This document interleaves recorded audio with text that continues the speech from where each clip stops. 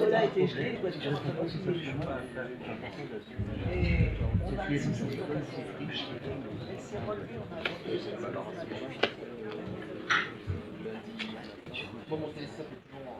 ah ben, c'est pas vrai.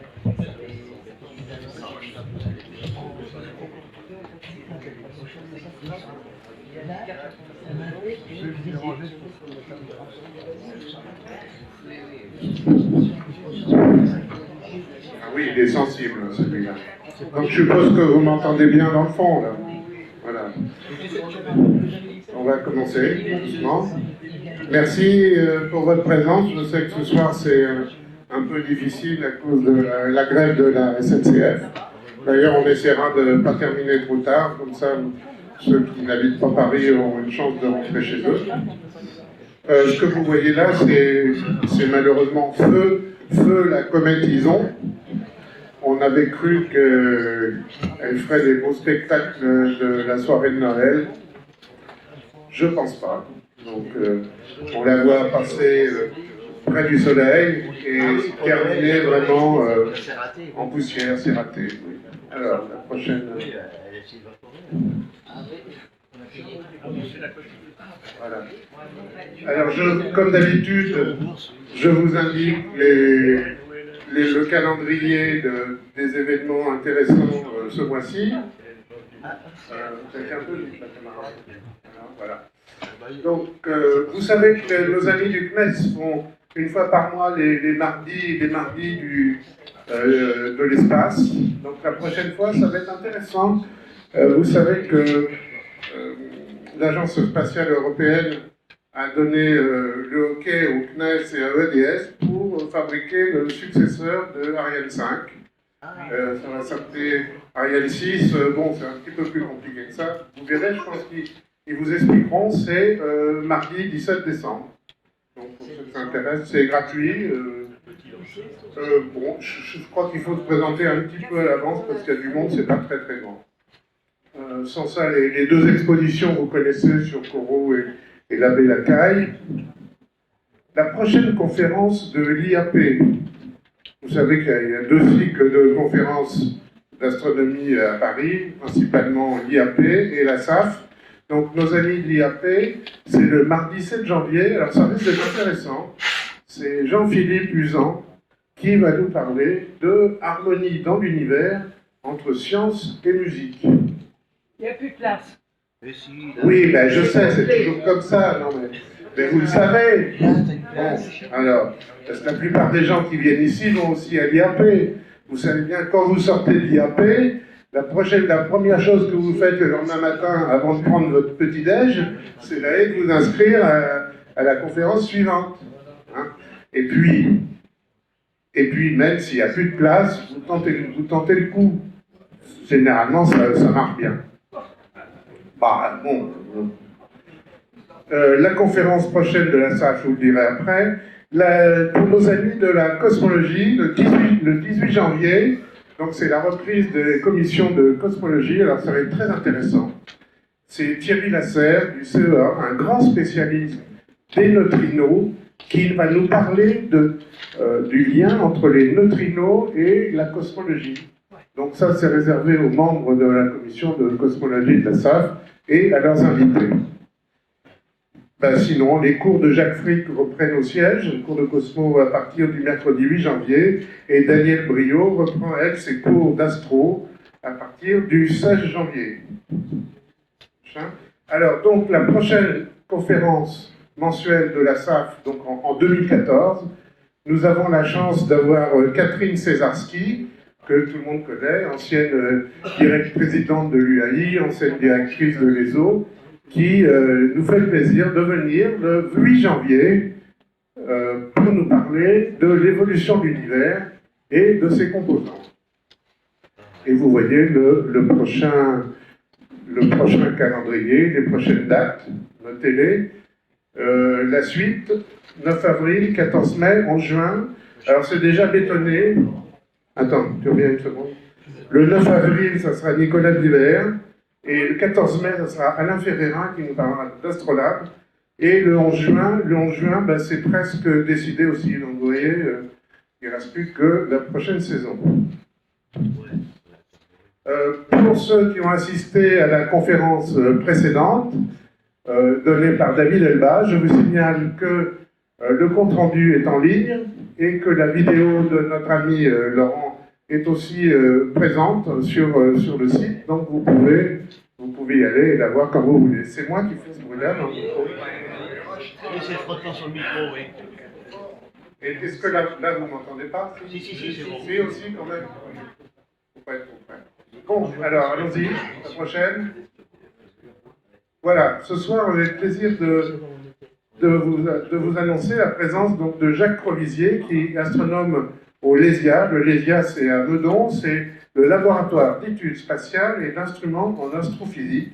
Il va nous parler d'observations cométaires à Nancy, et je vous signale que il a écrit il y a quelques mois, il y a un mois, dans le magazine L'Astronomie, la revue de la SAF, un article complet sur justement un peu ce qu'il va nous présenter ce soir. Je ne sais pas si on a de ce numéro. On a ce numéro, notre sympathique secrétaire? Oui, il est là. Il n'y en a plus? Ah bon, c'est bon. Donc si vous voulez vous le procurer, donc vous pouvez vous le procurer là-bas. Il va nous le dédicacer. Et il pourra le dédicacer si vous êtes gentil, oui, voilà, bien sûr. Il pourra le dédicacer. Oui. Alors, je lui laisse la parole. Voilà, bonsoir. Oh, alors là. T'as vu ça là? Bien, bonsoir. Vous m'entendez bien? Un peu plus haut. Ça va. Ça démarre fort.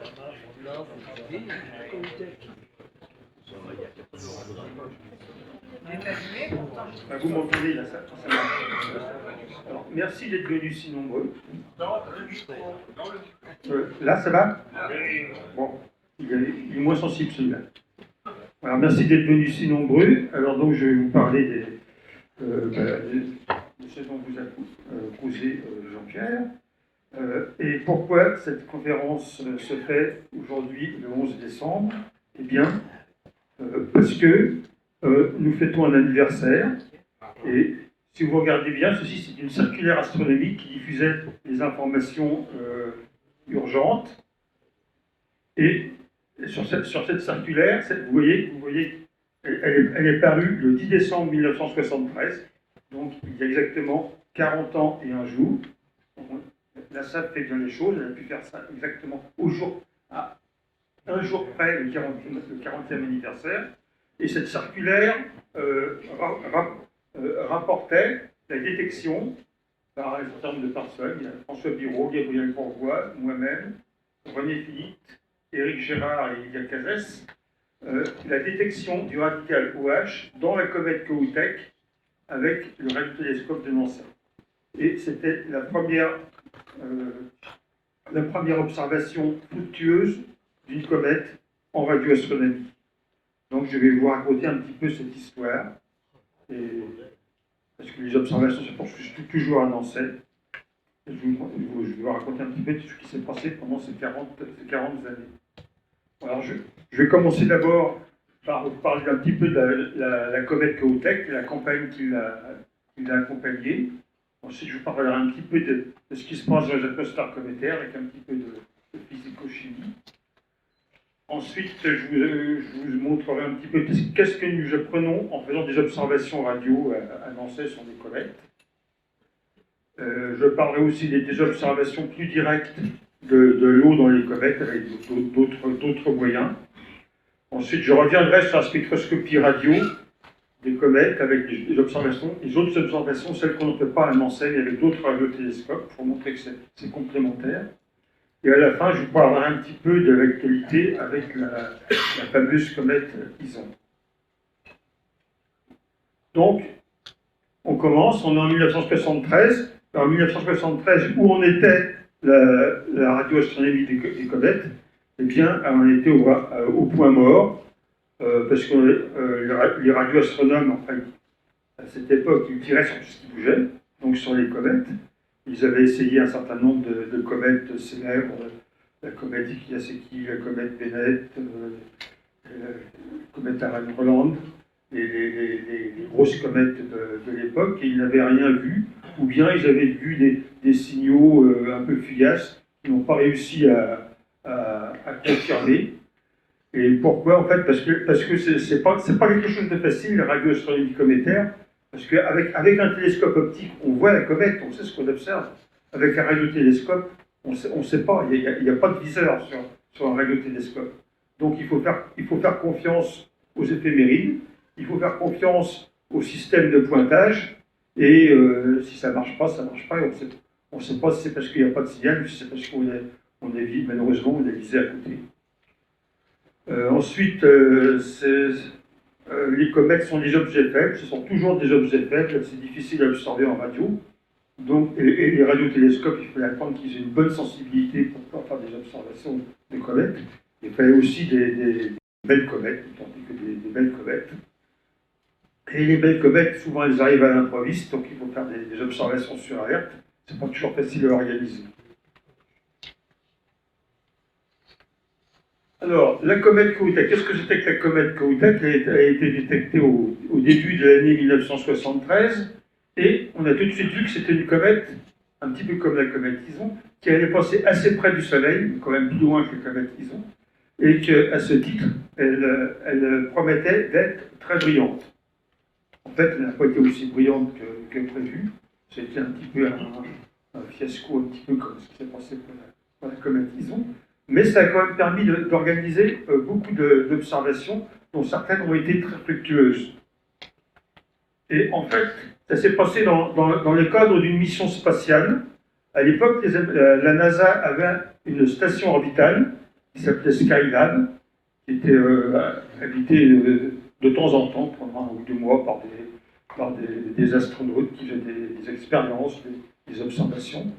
Lorsque la nouvelle de la comète Kohoutek est apparue, ils ont décidé de faire de dédier spécialement l'une de ces missions à l'observation de cette comète. Et effectivement, l'astronaute Gibson, à bord de Skylab, on a une image ici, a fait des observations de la comète, il a fait des dessins, il était parti avec ses crayons de couleur, il a dessiné la comète, et il y avait on voit en particulier ce qu'il a observé, quelque chose qui s'observe dans certaines conditions, qui est l'antiqueux, ce qu'on appelle parfois la barbe des comètes.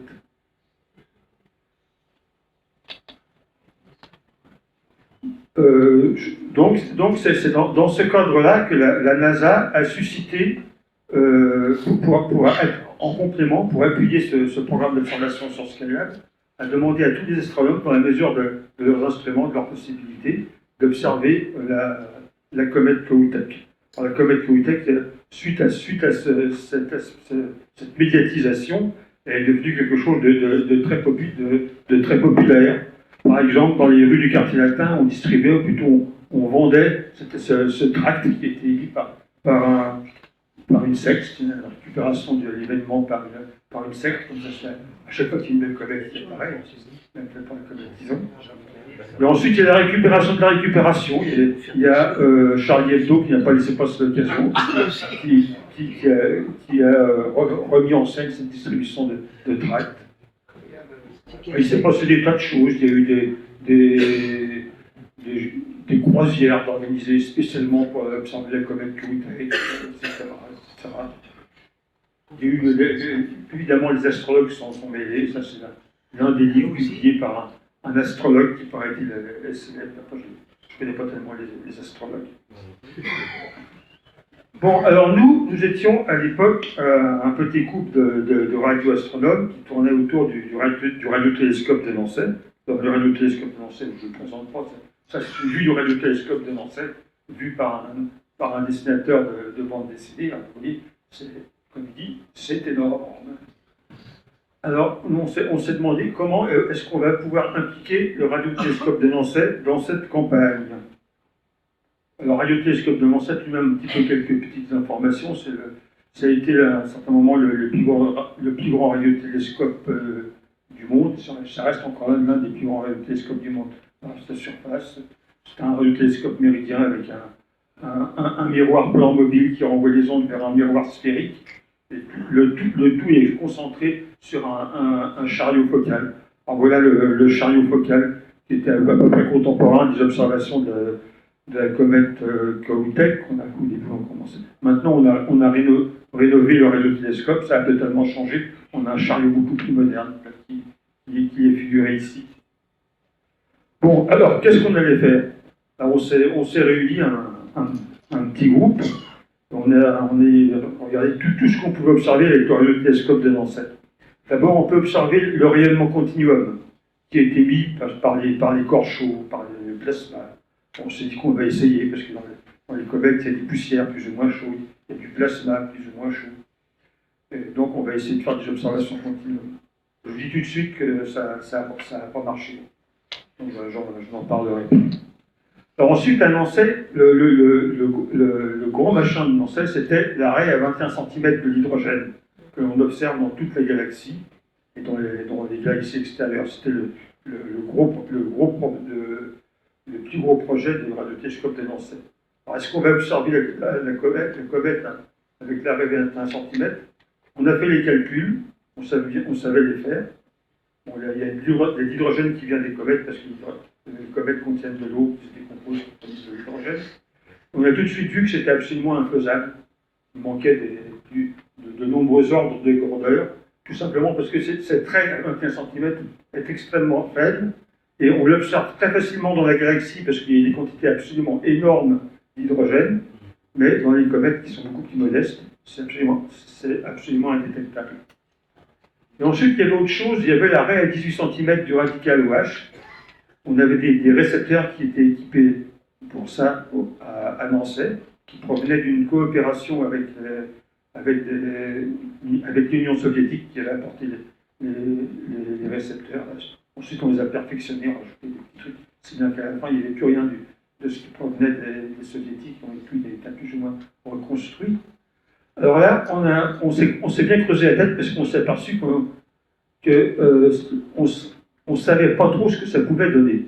Dans le milieu interstellaire, il y a des nuages qui donnent des signaux très forts dans l'arrêt 18 cm parce qu'il y a des masers interstellaires qui provoquent des raies très intenses. Mais personne n'a jamais bien compris comment ça marchait, ces masers interstellaires. Alors on s'est dit que peut-être dans la comète.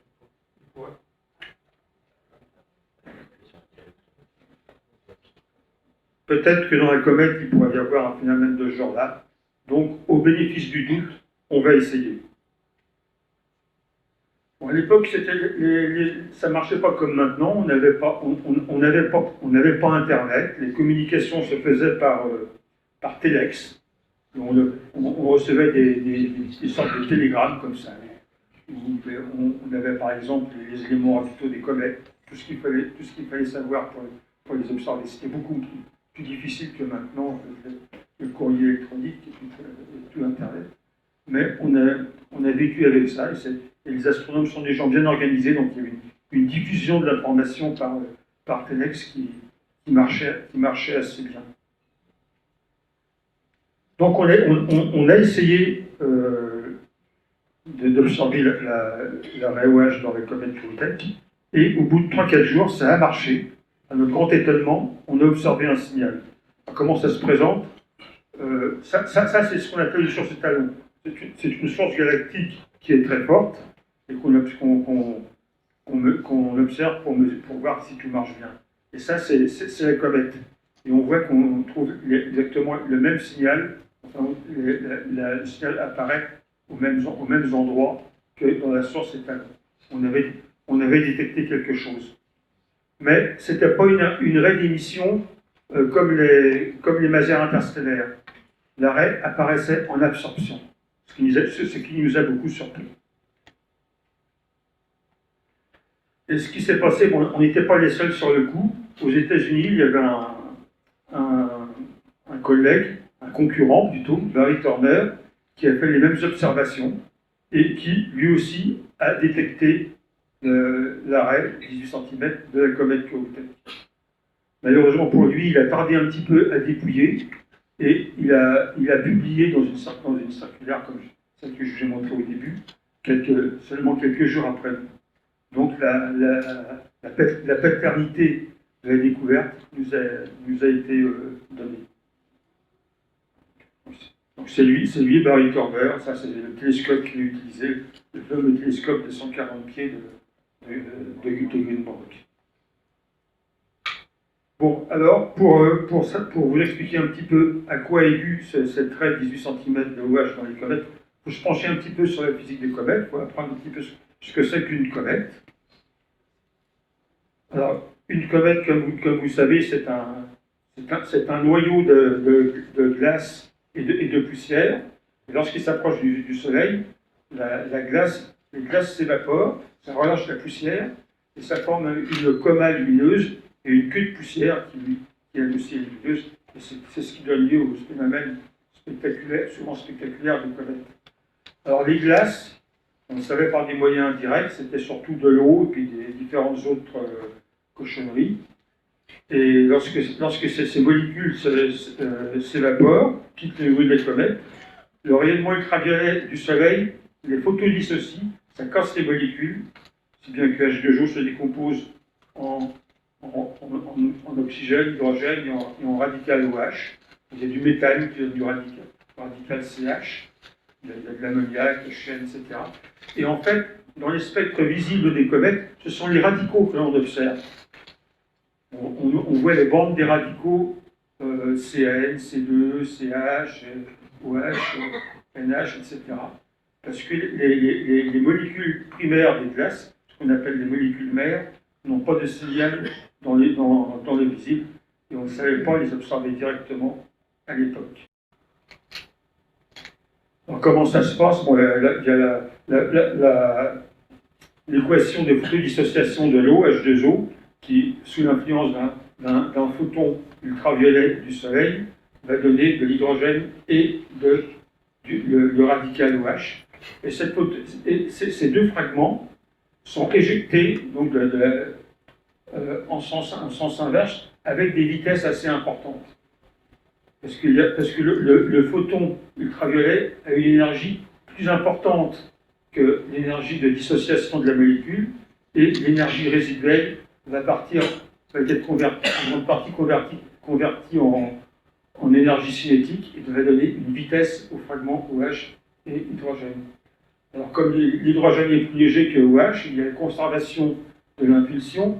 En gros, si OH est éjecté avec une vitesse d'environ 1 km par seconde, l'hydrogène, lui, va être éjecté avec environ 19 km, une vitesse d'environ 19 km par seconde.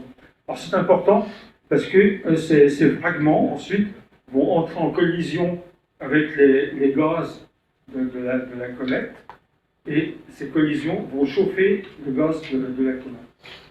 J'en reparle un petit peu tout à l'heure sur les effets que ça va faire. Bon, alors voilà ce qui se passe en fait.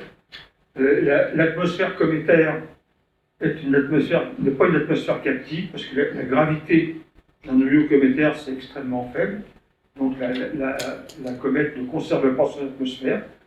Cette atmosphère est en expansion, elle se dilue dans l'espace avec une vitesse qui est de l'ordre de 1,5 à 1 km par seconde. Et en ayant en expansion, en fait, cette expansion est une sorte de détente adiabatique, si bien que la température du gaz de la comète va diminuer, va se refroidir. Et on observe aussi par d'autres moyens, quand on peut mesurer cette température, qu'elle descend à quelques Kelvin, quelques dizaines de Kelvin. Mais cependant, ce dont je vous ai parlé tout à l'heure, les fragments de photodissociation avec leur grande vitesse vont chauffer l'atmosphère cométaire. Alors, le chauffage va avoir deux effets. D'une part, ça va augmenter la vitesse d'expansion, qui va devenir supérieure à 1 km par seconde. Ça, parfois des comètes des vitesses d'au moins 2 km par seconde. Et ça va aussi augmenter la température du gaz. On observe parfois des températures de quelques dizaines, même plus de 100 Kelvin. Et cet effet de chauffage cet effet de chauffage va être d'autant plus important que la comète est plus près du Soleil, parce qu'il y a plus de photons et plus de photolyse, un taux de photolyse plus important, et que la comète est plus productive de gaz, parce que la densité va être plus importante et les collisions vont être plus efficaces. Ça, on va la retrouver plus tard. Bon, alors maintenant, je vais essayer de vous expliquer comment marche l'excitation de la règle à 18 cm du radical OH. Alors, ça va être un petit peu technique. Alors, soit vous me croyez, soit vous essayez de suivre, soit vous me croyez sur parole et vous pouvez vous endormir pendant quelques minutes. Alors, le radical OH, comme toutes les molécules, a différents états d'énergie. Il y a l'état d'énergie fondamentale, le plus bas. Ensuite, il y a des niveaux d'énergie de rotation. Ensuite, des niveaux d'énergie de vibration et des niveaux d'énergie électronique. Alors, les photons ultraviolets, le proche ultraviolet du Soleil va exciter directement les niveaux électroniques du radical OH. Ça va les pomper jusqu'au dans les niveaux électroniques en haut. Ensuite, la molécule OH va redescendre en passant par des tas de niveaux intermédiaires jusqu'à l'état fondamental. En passant par les niveaux de vibration, de rotation, pour arriver au niveau fondamental. Alors, pour quitter les niveaux électroniques, ça va émettre des bandes électroniques qui sont dans le proche UV. Ensuite, ça va arriver sur différents niveaux de vibration. Et pour descendre des niveaux de vibration, ça va émettre des bandes de vibration qui sont dans le domaine infrarouge. Ensuite, ça va peupler les différents niveaux de rotation et ça va émettre des raies radio qui sont dans le domaine submillimétrique. Et ensuite, on arrive dans l'état fondamental. Alors, c'est là que c'est intéressant. L'état fondamental du radical OH a deux niveaux. C'est dédoublé, c'est ce qu'on appelle le dédoublement lambda. Et c'est entre ces deux niveaux que se passe l'arrêt à 18 cm. Alors, ce qui se passe, c'est que ce mécanisme compliqué d'excitation, ensuite de cascade de fluorescence, va conduire à faire retomber les molécules OH, soit sur le niveau supérieur, soit sur le niveau inférieur. S'il y a surpopulation du niveau supérieur, on va avoir ce qu'on appelle un maser. C'est-à-dire que le OH va amplifier le rayonnement qui se trouve derrière lui et donner une raie OH en émission.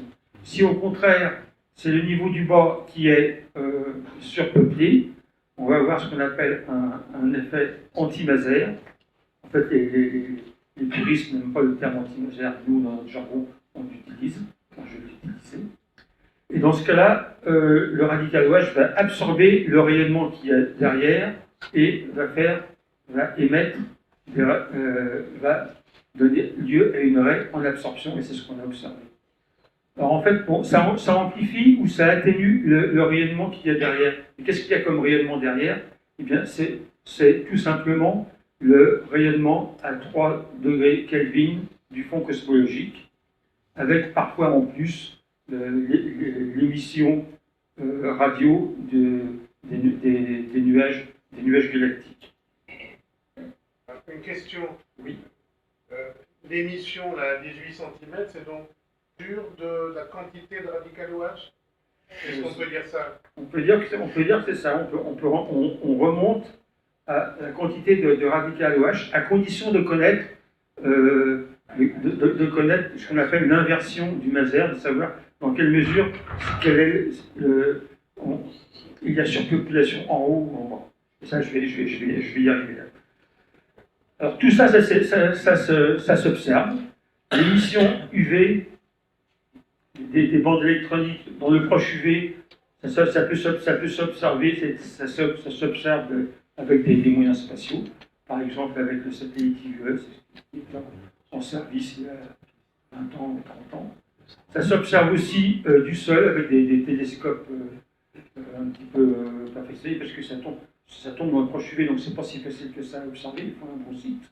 Et actuellement, il y a le fameux télescope TRAPPIST de nos collègues belges qui est en service au Chili et qui est dédié en grande partie à l'observation des bandes OH et d'autres bandes cométaires dans les visibles. Alors ensuite, il y a l'émission infrarouge. Les bandes infrarouges des vibrations, ça peut s'observer soit avec des moyens spatiaux. Ça a été observé en particulier avec le satellite ISO. Ça peut aussi s'observer du sol avec des télescopes infrarouges. Ensuite, il y a l'observation submillimétrique qui est plus difficile à observer. Alors, dernièrement, on a pu l'observer avec le télescope spatial Herschel, qui marchait très bien dans ce domaine. Et ensuite, il y a ces émissions ou absorptions de la raie 18 cm qui peuvent s'observer avec les radiotélescopes, dont Nancy. En fait la cascade de fluorescence que je vous ai montrée, là c'est une vue un petit peu simplifiée, et la réalité est un petit peu plus complexe. Il y a beaucoup de raies, il faut faire des calculs sur tous les raies, toutes ces raies, regarder comment elles sont excitées par le soleil, ensuite regarder comment elles cascadent pour voir comment ça se passe quand que ça retombe sur les niveaux du bord. Alors il se passe un phénomène assez particulier, c'est que il y a seulement qu'une demi-douzaine de raies efficaces qui pompent ces cascades de fluorescence qui sont dans le proche UV. Et il faut regarder où est-ce qu'elles tombent dans le spectre solaire. Et on s'aperçoit que le spectre solaire, vous savez sûrement, le spectre de Fraunhofer est un spectre extrêmement haché et qui est plein de raies. Alors une raie particulière qui peut être susceptible d'exciter le radical OH va avoir sa longueur d'onde déplacée plus ou moins par effet Doppler suivant la vitesse de la comète par rapport au Soleil.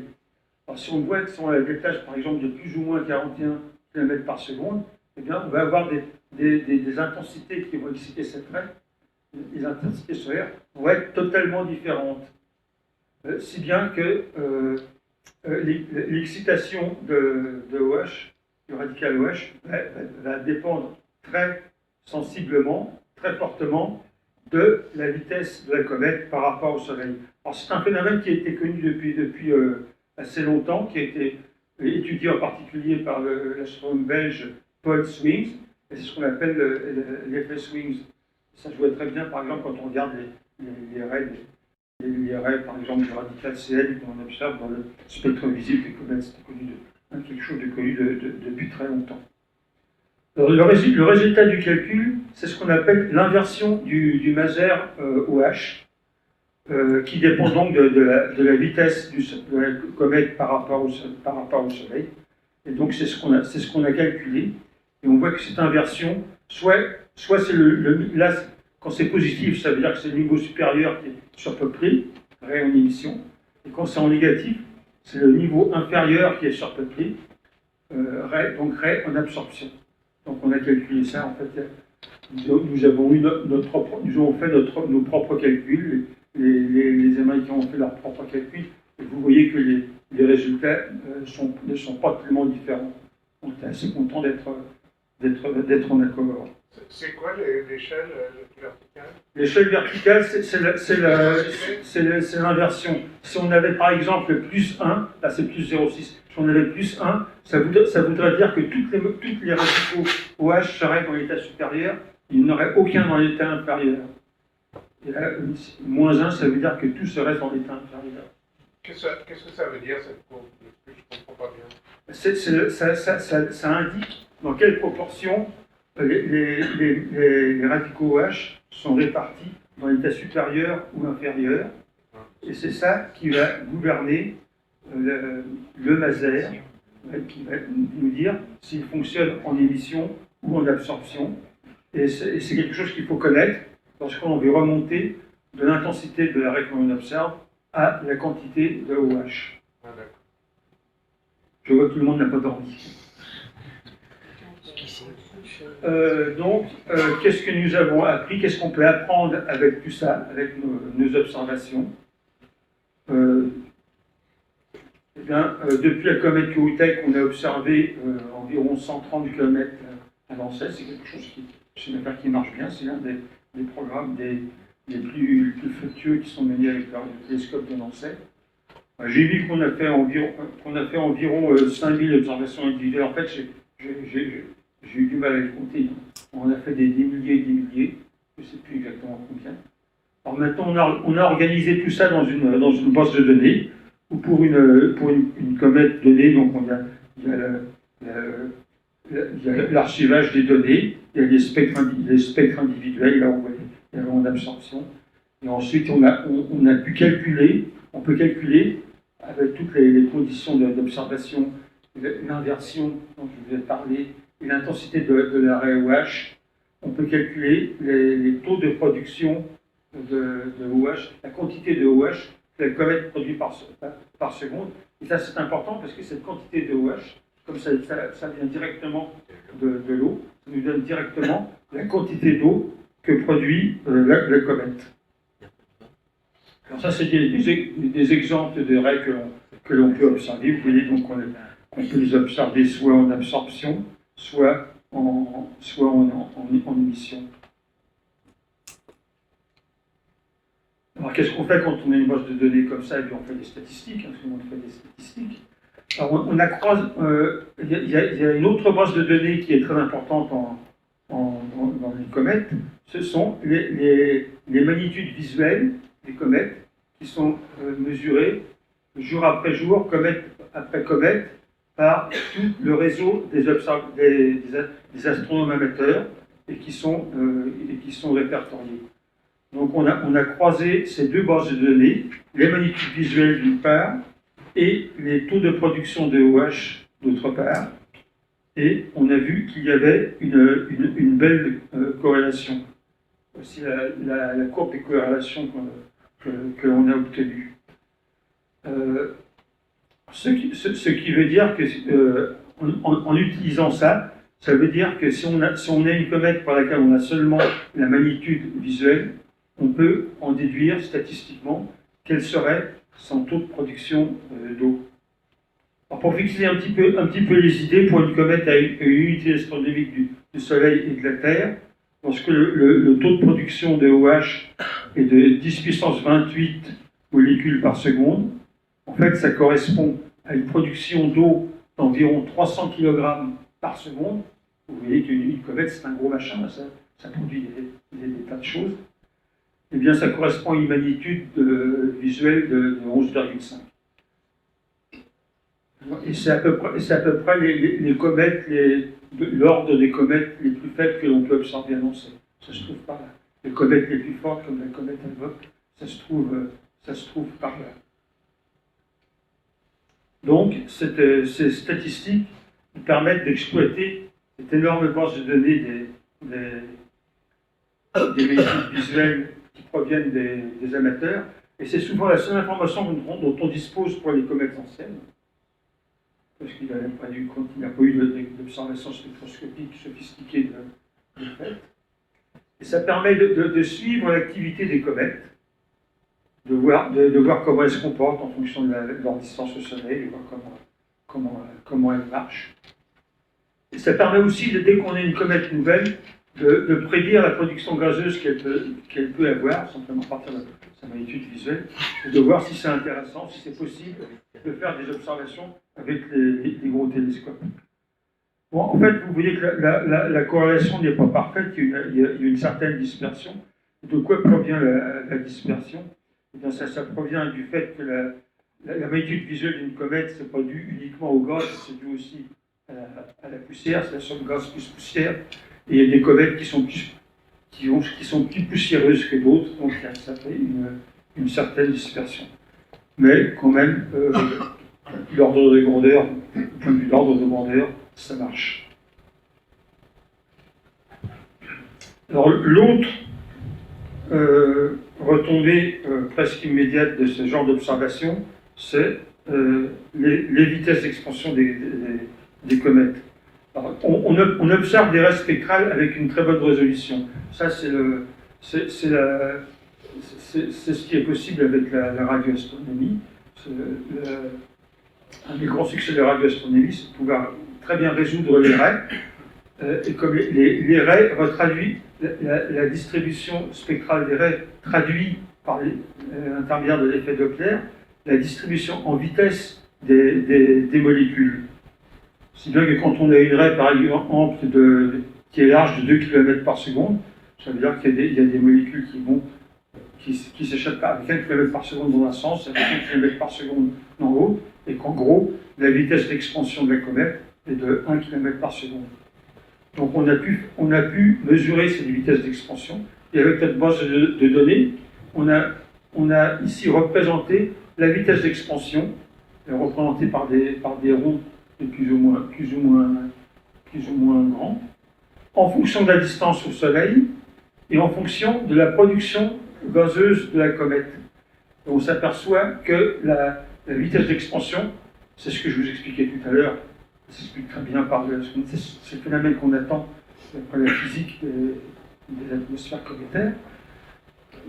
La vitesse d'expansion est d'autant plus grande que la comète est plus productive en molécules et qu'elle est plus proche du Soleil.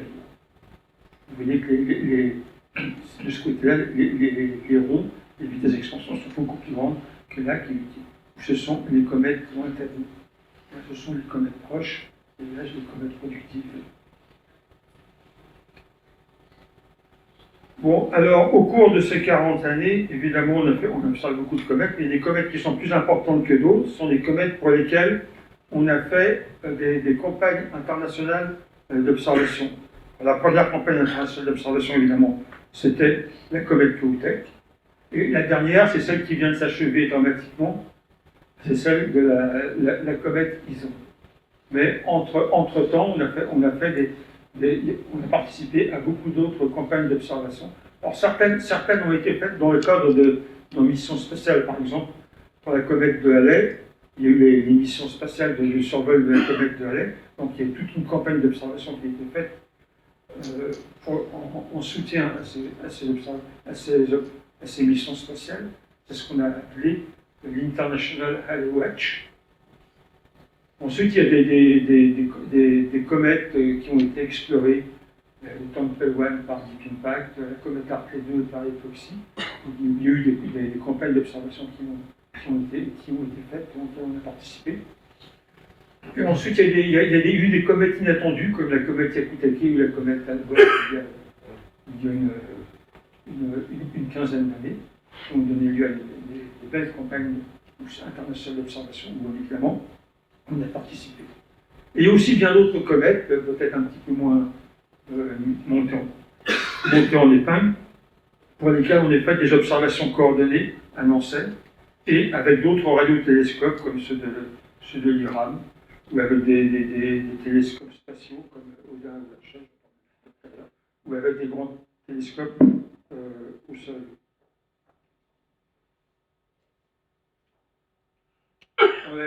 Un exemple, la campagne de la comète de Halley. Donc, voici quelques exemples de spectres de comète de Halley. Donc, toujours soit en émission, soit en absorption. Alors ça, c'est le signal que l'on a observé au cours du temps. Donc là, c'est le périhélie, avant le périhélie, après le périhélie.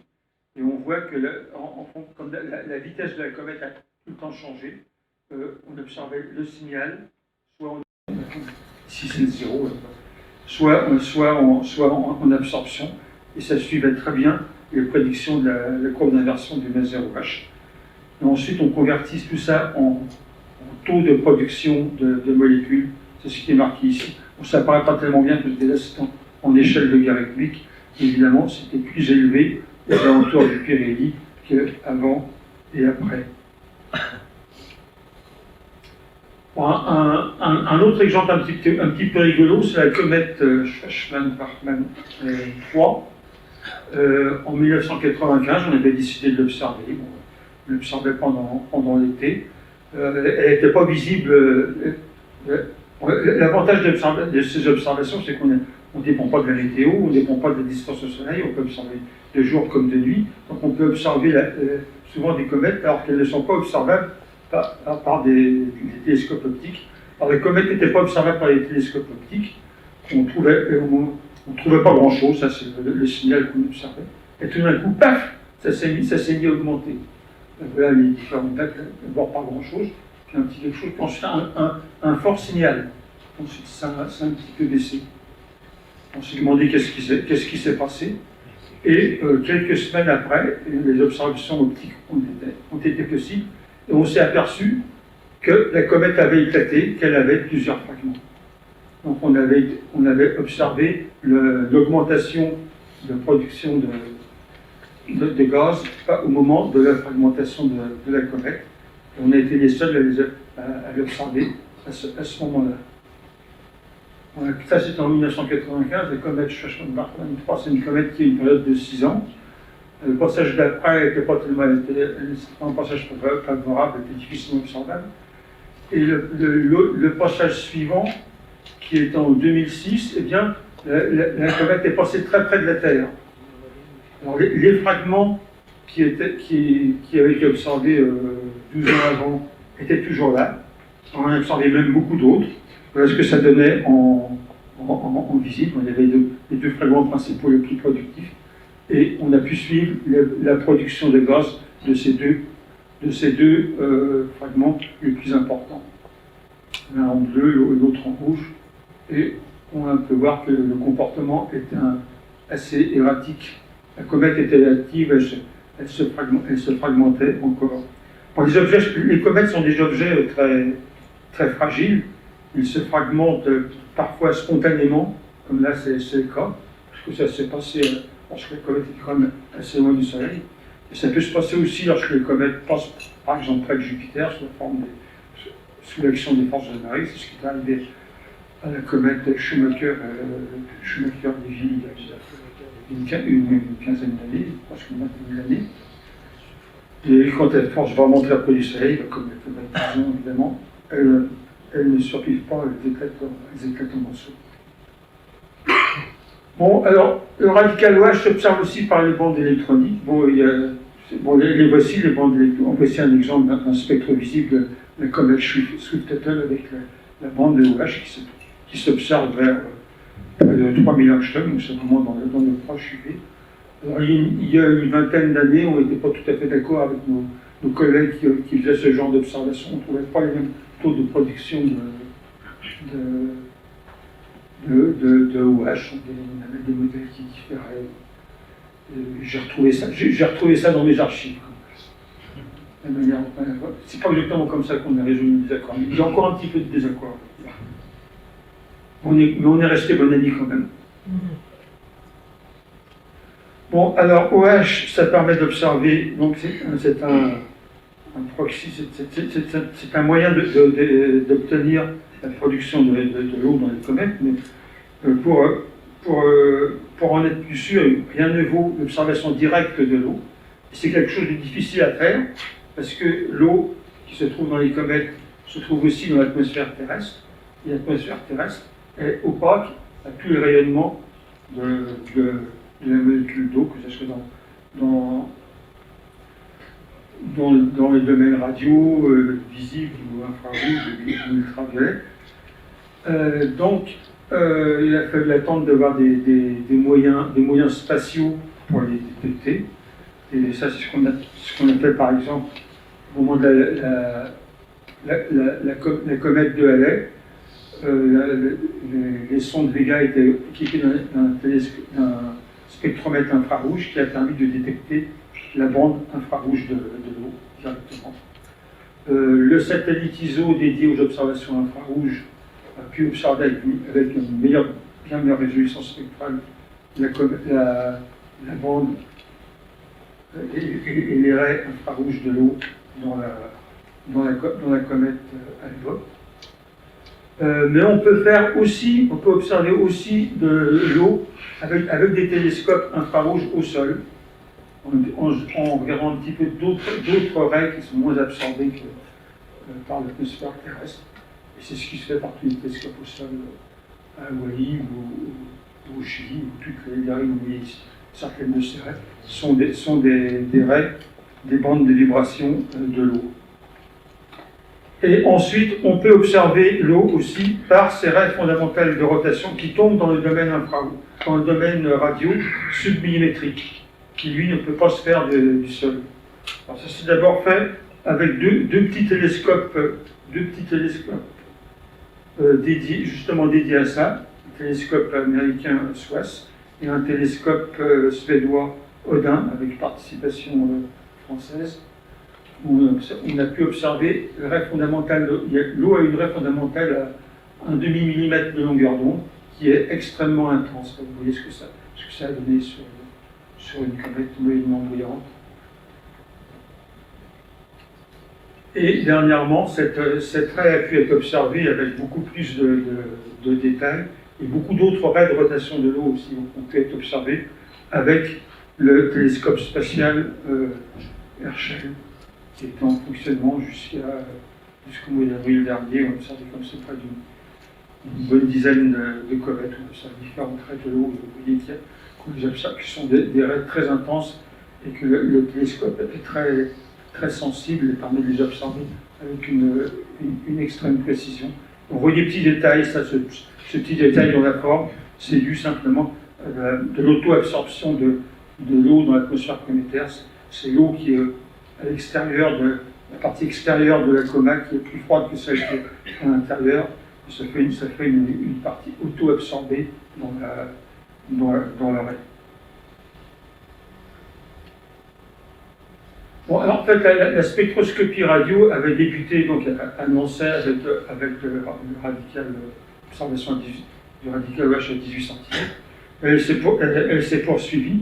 Une étape essentielle a été la comète de Halley, où on a détecté pour la première fois d'une manière sûre une autre raie radio, celle de la molécule HCN. Oui, HCN. Et c'était le début d'une grande aventure qui a été menée essentiellement à l'IRAM, mais aussi avec d'autres radiotélescopes, où on a pu observer deux dizaines, une bonne vingtaine de molécules différentes. Les spectres radio qu'on observe maintenant à l'IRAM, où il y a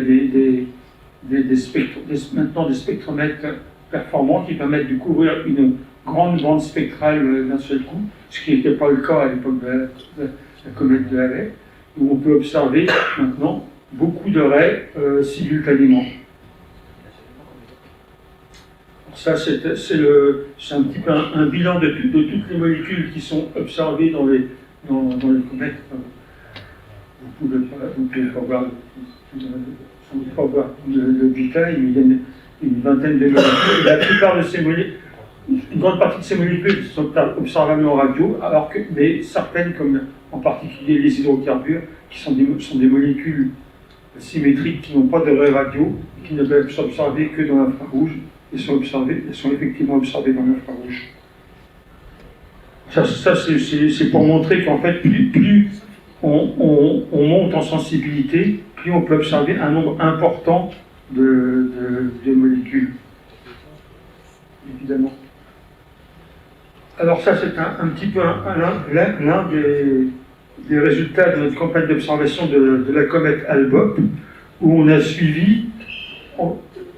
La comète Hale-Bopp, elle a été détectée très loin du Soleil, on a pu la suivre pendant très longtemps, et on a pu la suivre en radio, on a suivi l'évolution de la production de plusieurs molécules. Alors bien sûr, on a suivi OH à Nancy, et ce sont les points noirs, là on voit l'augmentation, c'est une échelle logarithmique, hein, donc ça augmente beaucoup. Ça passe de 10 puissance 28 à 10 puissance 31, un facteur 1000. Donc ça, c'est l'évolution de la production d'eau. Et là, c'est l'évolution des autres molécules qui ont été observées avec d'autres radiotélescopes à l'IRAM, au CEST, au Chili, et aux deux radiotélescopes de l'AOI, le CSO, le JCMT. Et en particulier, la molécule CO, c'est la molécule CO qui a pu être suivie le plus loin.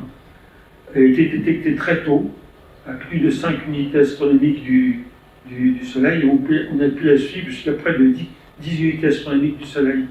Alors ce qu'on voit, c'est que la production de CO plus importante que celle d'eau, tracée par OH, oui, lorsque la comète est très loin. Et pourquoi? Tout simplement parce que CO est une molécule très volatile, alors que l'eau, elle est beaucoup moins volatile. Si on fait les calculs d'évaporation, on s'aperçoit que l'eau ne s'évapore quasiment plus à des distances supérieures à, disons, 3, 4 vitesses astronomiques du Soleil. Alors quand on voit une comète active loin du Soleil, à des distances plus grandes, eh bien, ça veut dire que ce n'est pas l'eau qui gouverne l'activité de la comète, mais c'est des molécules plus volatiles, comme CO, peut-être CO2, peut-être aussi le méthane. CO, ça a été trouvé à Nancy, mesuré à Non, Nancy.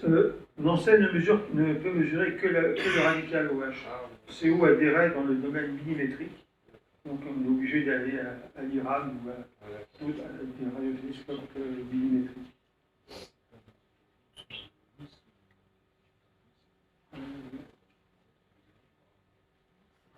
J'en arrive maintenant à la comète Ison. Je prononce Ison à la française. Alors, Ison, c'est pas le nom des découvreurs, c'est pas le nom du télescope lui-même. C'est un peu bizarre, c'est le nom d'un réseau de télescopes qui s'appelle International Scientific Optical Network, qui regroupe une douzaine de télescopes un peu partout dans le monde et qui est dédié à la recherche des astéroïdes. C'est toujours le problème de faire le recensement des astéroïdes géocroiseurs qui pourraient être dangereux pour nous. Et les retombées de ce genre de programme, c'est toujours la découverte païenne d'un certain nombre de comètes. Alors les découvreurs, ce sont eux. C'est Vitaly Nevsky, qui n'est pas un russe comme c'est écrit partout, mais un biélorusse. Et Artyom Novichonok, avec un T, qu'on dit toujours en français, qui lui est russe. Et leur télescope, le télescope qu'ils ont utilisé, c'est un télescope de 40 cm qui appartient donc à ce réseau, et qui est dans le Caucase. Alors je suppose que cette magnifique montagne, c'est la montagne culminante du Caucase, dont j'ai oublié le nom. Alors ça c'est l'image de découverte de la comète, comme d'habitude, c'est un petit point. Donc, on voit que c'est une comète seulement parce qu'on voit que ça se déplace au cours du temps. Bon, alors tout de suite, la comète Ison est devenue a été très médiatisée parce qu'on s'est aperçu depuis l'orbite qu'elle devait passer à 0,124 vitesse astronomique du Soleil, ce qui correspond à 2 rayons solaires de la surface Soleil, donc du Soleil. Donc c'est vraiment très près. Donc la comète pourrait devenir spectaculaire. Et la NASA a décidé d'organiser une campagne d'observation de cette comète.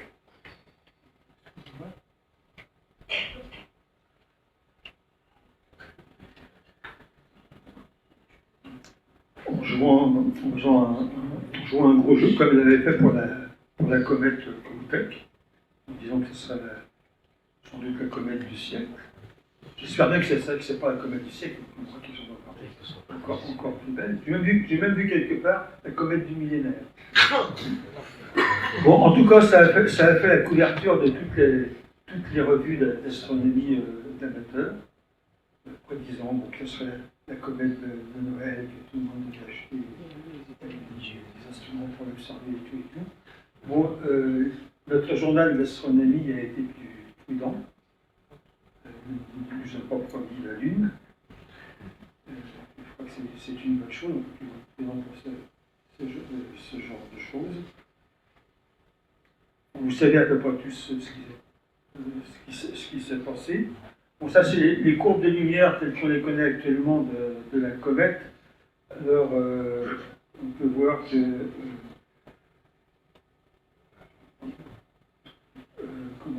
comment expliquer ça?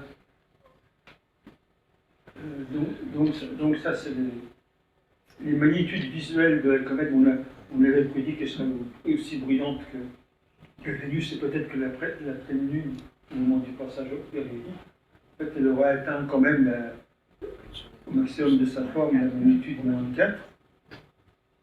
Tout ça, c'est des observations qui proviennent des observations, magnitudes visuelles obtenues par les amateurs.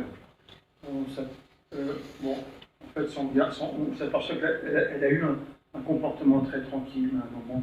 Elle était même stationnaire. Ça joue peut-être un petit peu mieux. Et tout d'un coup, elle a eu un comportement erratique avec des sursauts. Ça a commencé au mois de début novembre. On voit très bien qu'il y a eu un sursaut ici qui correspond le 13 novembre, qui est suivi de retombées, puis d'autres sursauts. Ensuite, elle a échappé aux instruments traditionnels. Elle n'a plus été visible que par les coronographes spatiaux. Vous savez tout ce qui s'est passé. Vous avez vu en introduction le manège de la comète. Là, c'est les vues avec le coronographe Lascaux de Sceaux. On a vu s'approcher ici, encore plus près. Elle n'a pas augmenté aussi évidemment que prévu. Puis après, elle est encore visible. Là ça, c'est un montage à différents moments. Alors, il y a eu un moment, pas de panique, mais disons un moment un petit peu surréaliste, où le soir du 28 novembre, la NASA a fait une conférence de presse, la comète venait de passer son périhélie, et les spécialistes de la NASA ont déclaré que la comète avait disparu. Et le lendemain, je me suis réveillé, que j'ai regardé tout ça, il y avait les journaux qui titraient « La comète a disparu », et quand on regardait les images de ce monde, on voyait ça. Donc la comète n'avait pas disparu, mais il restait quelque chose. Alors, à un certain moment, même sur le site de l'observatoire, c'était marqué la comète est morte. Et sur le même site de l'observatoire, mais celui de mon département, de l'ESIA, la comète a survécu. Bon, en fait, c'est très difficile de commenter en direct. Alors,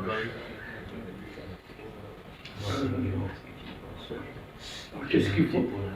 Qu'est-ce qu'on... Oui, ce qui reste probablement, ce sont sans doute des amas de poussière et de débris de la comète. On devra en savoir plus prochainement, parce que la comète redevient accessible maintenant au grand télescope. Le télescope spatial va chercher à faire des images. On va voir s'il reste, si on arrive encore à discerner des débris. C'est clair qu'il n'y a plus grand-chose. En tant que comète, elle a réellement disparu. Enfin, pour dire qu'elle est morte ou qu'elle a disparu, il faudrait définir un petit peu plus précisément qu'est-ce que c'est qu'une comète, qu'est-ce que c'est que la mort d'une comète. Peut-être que l'Union astronomique internationale le fera un jour, comme il l'a fait, pour définir ce que c'était qu'un astéroïde ou une comète. C'est pour moi qui me hasarderais à ce genre de choses. Bon, alors qu'est-ce qu'on a fait à Nancy sur cette comète? Et bon, évidemment, on a cherché à l'observer le plus tôt possible. Alors, qu'est-ce qui s'est passé? Bon, d'abord, en septembre-octobre, qu'est-ce qui se passait à Nancy? Eh bien, on repeignait le miroir. Alors, ce qui veut dire que quand on repeint le miroir, on ne pouvait observer que les jours de pluie, les week-ends, parce que les gens ne travaillaient pas. Donc on a eu beaucoup moins d'observations que prévu. On n'a pas réussi à sortir le signal de la comète, mais qui semblait sur le point d'apparaître. Ensuite, début novembre, d'abord tout début novembre, il y a eu un petit signal qui est apparu. Et puis brusquement, le 13 novembre, le signal s'est mis à augmenter. Et c'est là c'est devenu plus fort. Ensuite, ça sera baissé. Donc au début novembre, il y avait un taux de production qui était tranquille, qui était de l'ordre de 10 puissance 28 par seconde, c'est-à-dire environ 300 kg d'eau par seconde. Et le sursaut, ça a été multiplié par 5 et puis même par 50 très rapidement. Alors, qu'est-ce qu'il faut en retenir de tout ça? Bon, je laisse la parole à 3 personnes célèbres. La première, c'est l'humoriste Pierre Dax. Donc, la prévision est difficile, surtout lorsqu'on est comme ça en avenir. Il faut être toujours prudent. La deuxième vaccine, elle vient de David Lévy, le célèbre découvreur de comètes, qui a découvert plus d'une vingtaine de comètes. Les comètes sont comme les chats, elles ont une queue et elles sont imprévisibles. Et j'ajouterais même, les comètes sont comme les chats, elles peuvent avoir plusieurs vies. Et ensuite, une déclaration d'un membre anonyme du bureau des longitudes. La comète, elle est cause que le public nous fait dire bien des bêtises. Je dirais que c'est peut-être pas le public, mais c'est les médias. Ce sont les médias qui nous font dire bien des bêtises. Les médias nous mettent sous pression. Elle nous oblige à commenter en direct l'information, souvent parcellaire que l'on a, alors qu'on aimerait bien travailler dans la tranquillité, dans le calme et la sérénité. Bon, ce membre des bureaux de longitude qui n'a pas été identifié, il a dit ça à propos de la comète de Halley. C'était sorti du Figaro le 21 mai 1910. C'était au moment où la queue de la comète de Halley devait rencontrer la Terre, des tas de choses formidables. Bon, en fait, si cette comète n'est pas... Bon, il faut quand même dire ce qu'il y a. Il y a eu énormément d'observations qui ont été faites sur la comète, disons, avant et demi. On a suivi plusieurs phénomènes de sursaut. On va probablement tirer au clair cette histoire d'éclatement. Et surtout, il y a eu 3 coronographes spatiaux. Il y a eu 3 coronographes spatiaux qui ont pu observer en continu ce passage près du Soleil de la comète, de 3 endroits différents, qui vont permettre de reconstituer le phénomène et l'évolution des queues à 3 dimensions. Ça va être quelque chose d'assez important à découvrir par la suite. Bon, la comète Ison, donc c'est pas tout. En ce moment, il y a une autre comète intéressante, la comète Lovejoy. Lovejoy, c'est un nom formidable. Une comète qui a un nom pareil, mais peut-être une belle comète. Et effectivement, c'est une belle comète. Actuellement, elle a la magnitude 5, c'est quasiment visible à l'œil nu. Et là, je vous présente les observations d'aujourd'hui de la comète Annoncet. J'ai déjà dépouillé tout à l'heure. La comète était observée aux alentours de midi. On voit un magnifique signal en absorption. Bon, il y a quelques jours ou quelques semaines, on observait en émission toujours cette histoire des swings, de la vitesse de la comète par rapport au Soleil et de la courbe d'inversion du laser. Et on détecte un taux de production de OH qui est assez important, qui fait 10 puissance 29 molécules par seconde, c'est-à-dire... molécules par seconde. Oui, c'est des molécules par seconde, oui. Donc ça correspond à 3 tonnes d'eau par seconde. Mon collègue Nicolas Biver est actuellement à l'IRAM. Parce que l'avantage de toute cette médiatisation de la comète Ison et de la campagne qui a été suscitée par la NASA, c'est qu'on a pu obtenir très facilement du temps de télescope. Et ce temps de télescope, il n'est pas perdu, puisque actuellement, nous le réutilisons sur la comète Lovejoy. Donc on est quand même gagnant. Bon, alors, en conclusion, quels sont les avantages et les inconvénients? Il y a eu plutôt les limites des observations des comètes annoncées. Bon, les avantages, c'est qu'on peut observer les comètes de jour comme de nuit. On n'est pas tributaire de la météo, sauf quand il y a grand vent ou quand le gel bloque le télescope. C'est vraiment très rare. Et on peut faire des observations même très près du Soleil. On a observé la comète même le jour de son comète Ison, le jour de son PVI. Et ensuite, c'est un radiotélescope, c'est un moyen national, c'est un radiotélescope qui est disponible. Il n'y a pas une très forte pression de temps sur ce radiotélescope. Donc on obtient facilement du temps d'observation pour les comètes et pour les suivre pendant très longtemps, ce qui est impensable à faire sur des grands télescopes où on peut avoir des observations que quelques jours, même parfois quelques heures, en faisant beaucoup d'efforts de demande. Alors les inconvénients, c'est que la sensibilité est assez limitée, et on est limité à des comètes, ce que je vous ai montré, parce que la magnitude est 11, plus que 11, ça devient difficile à observer, à moins que ce soit des comètes qui passent très près de la Terre. Les observations sont limitées aussi au moment où l'inversion du MA0H est favorable, c'est-à-dire que lorsque cette inversion est assez importante, parce que l'inversion est déjà autour de 0, l'arrêt est pas très fort, on est beaucoup moins sensible. Et ensuite, on ne maîtrise pas encore totalement le mécanisme d'excitation. Il y a d'autres phénomènes parasites qui rentrent en jeu, par exemple les collisions qui éteignent le MA0H et qui ne sont pas toujours faciles à prendre en compte. Bon, comme dans tous les bons films et dans les mauvais films, il y a un générique. Donc ça, c'est le générique que je vais plutôt passer aux photos. C'est plutôt vous présenter les images de tous les collaborateurs de ce projet. C'est un grand projet où participé. Donc ça, c'est ceux qui ont participé aux observations initiales en 1973. Alors, qui sont-ils et que sont-ils devenus? Eh bien, François Biraud, que vous connaissez peut-être, maintenant un joyeux retraité. Gabriel Bourgois est malheureusement disparu prématurément par un accident en 1973. Celui-là, je ne le présente pas. René Philippe, lui, a quitté la radioastronomie peu après les observations des Comitec pour devenir enseignant-chercheur à l'école des mines de Saint-Étienne. Éric Gérard est toujours actif, il fait toujours des observations à Nancy. On est retraité, mais il est toujours actif.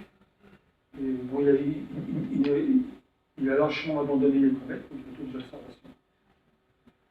Et Ilia Cazès, qui était mon directeur de thèse, décédé il y a 5 ans.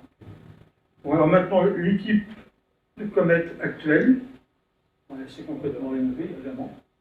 Je suis le seul rescapé de l'équipe d'origine. Il y a Nicolas Biver, qui est un des piliers de la SAF, responsable de la commission des retraites, Dominique Volcul-Normand, il y a Pierre Colomb. Et il y a beaucoup de gens qui sont passés aussi parmi nous, le temps d'une thèse ou d'un stage, d'un postdoc, et parmi eux, je voudrais signaler Didier Desbois et Laurent Jourdain.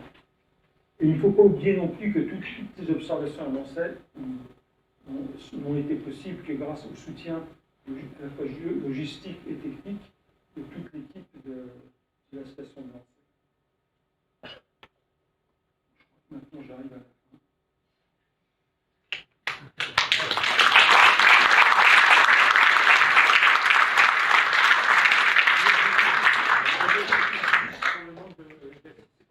Oui, je vois. Bon, merci Jacques. Bon, vous avez peut-être des questions. Moi, j'en ai une pour commencer ces questions-réponses. Qu'est-ce que la radioastronomie apporte par rapport à l'observation visuelle? C'est un complément ou c'est une corrélation des mesures Il y a à la fois une corrélation. Il y a à la fois une corrélation. Il y a à la fois une corrélation, c'est que je vous ai montré la corrélation entre les magnitudes visuelles et les taux de production comme les gens. Il y a des choses totalement différentes que seule la radioastronomie peut apporter. C'est en spectroscopie l'accès au domaine radio, où certaines molécules ne peuvent s'observer que dans les domaines radio. Ils peuvent s'observer plus facilement dans le domaine radio. Il y a aussi la résolution spectrale qui permet de résoudre les raies. et de mesurer ces vitesses d'expansion de la comète. Il y a d'autres moyens, mais qui sont plus dans le direct.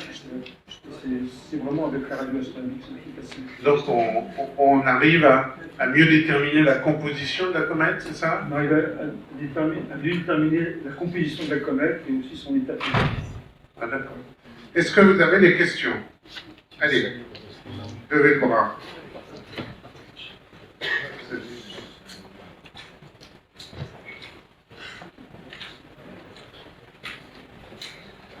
Voilà, parlez bien près du micro. Au taux de 300 kg par seconde, 3 tonnes par seconde, combien de temps ça dure cette comète? Oui, c'est une bonne question. Bon, donc, en fait, ça dure très longtemps. On sait que les comètes survivent à plusieurs passages. On peut calculer que l'érosion peut correspondre à plusieurs mètres de surface planétaire à chaque passage pour les comètes qui ne passent pas trop près du Soleil. Évidemment, les comètes qu'ils ont, c'est un temps extrême. Elle a probablement dû évaporer toute sa glace presque en un seul coup. Et quelques mètres à chaque passage, ça permet quand même de rester des noyaux qui font plusieurs kilomètres, 50 kilomètres comme les comètes peuvent survivre. Effectivement, elles survivent. Question, Oui, une question qui n'a pas du tout été abordée dans votre exposé. Merci. L'exposé, c'était formidable. C'est sur la forme des ellipses de ces comètes. Elles ont un très grand axe, elles ont un tout petit axe. Et est-ce que c'est dû au Soleil? Et maintenant, est-ce que ces ellipses sont dans l'écliptique du Soleil où elles sont plus ou moins penchées? Et maintenant, par rapport à l'écliptique de la galaxie, comment elles se situent? Est-ce qu'elles ont des formes très particulières? Est-ce qu'elles sont toutes différentes les unes des autres? Ouais, d'abord, par rapport, tout de suite, je lis cette partie-là, par rapport à la galaxie, il n'y a rien de privilégié par rapport à la galaxie, à notre connaissance. Sans quoi, les comètes, on distingue les comètes à courte période, qui reviennent à l'échelle humaine tous les 6 ans, tous les 12 ans, ou des périodes typiquement de moins de 200 ans. Alors, ces comètes-là, elles sont dans l'écliptique, effectivement. Et on les appelle les comètes de la famille de Jupiter, parce qu'elles sont souvent en interaction avec Jupiter. Jupiter a perturbé leur orbite. Sans quoi, il y a des comètes à plus longue période. Il y a des comètes qu'on appelle tellement longues qu'on n'arrive pas à les déterminer. Il y a des comètes qui viennent ici pour la première fois et qu'on ne reverra jamais.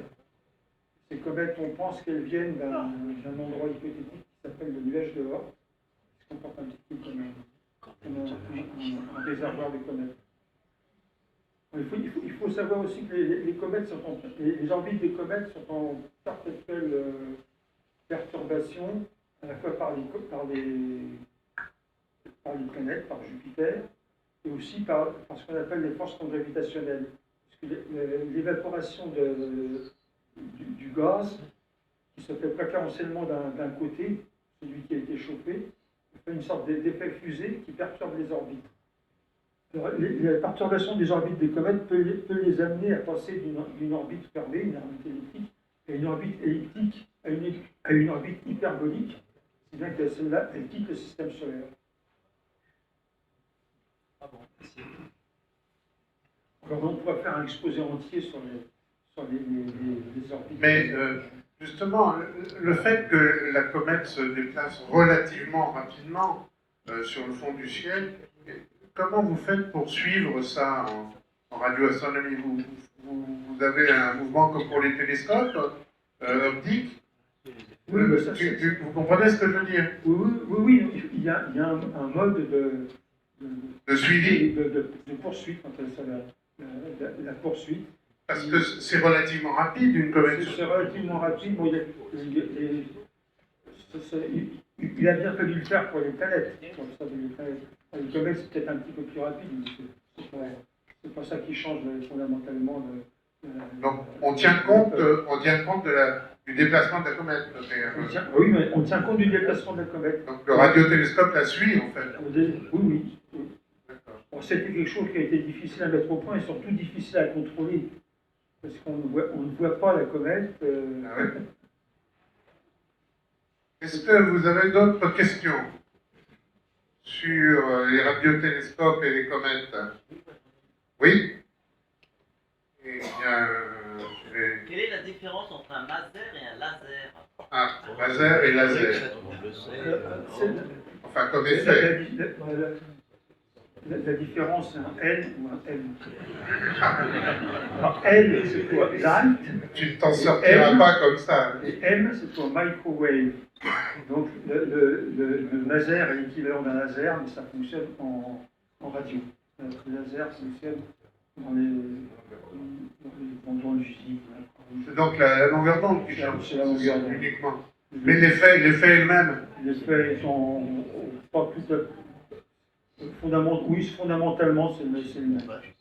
Des mécanismes d'excitation qui peuvent être différents. Ok. Encore une question ou pas? On va prendre. Oui. On va peut-être prendre la dernière. Ce soir, on ne va pas trop traîner à cause de la grève.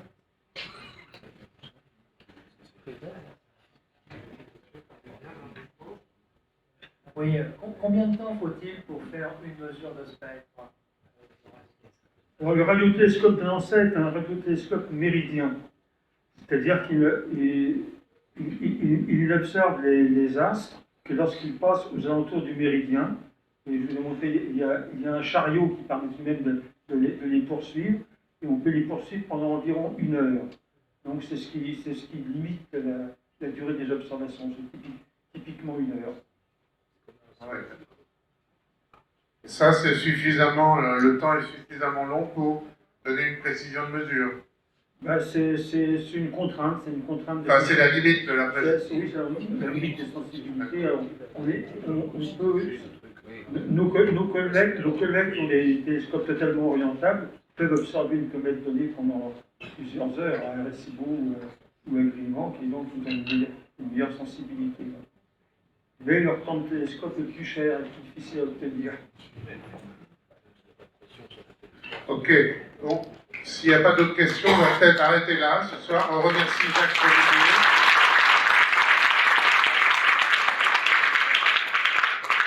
J'espère que vous pourrez tous...